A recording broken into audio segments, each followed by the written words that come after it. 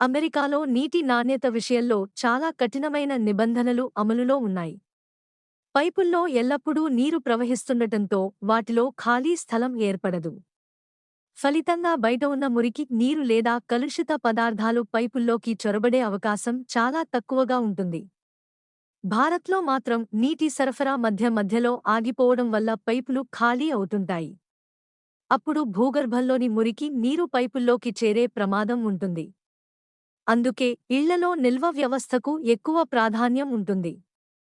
America ఇళ్లపై ట్యాంకులు లేకపోవడానికి నిర్మాణ శైలి కూడా కారణమే. భారత్లో ఎక్కువ ఇళ్లు ఇటుకలు, సిమెంట్, కాంక్రీట్తో నిర్మిస్తారు. అందువల్ల పైకప్పుపై భారీ నీటి ట్యాంకులను భరించే సామర్థ్యం ఉంటుంది. అమెరికాలో మాత్రం చాలా ఇళ్లు చెక్క ఫ్రేమ్లతో నిర్మిస్తారు. ఇవి తేలికగా ఉంటాయి. అలాంటి నిర్మాణాలపై వేల లీటర్ల నీరు ఉన్న భారీ ట్యాంకులు ఏర్పాటు చేయడం ఖర్చుతో కూడుకున్నదే కాకుండా భద్రత పరంగా కూడా అనుకూలం కాదు.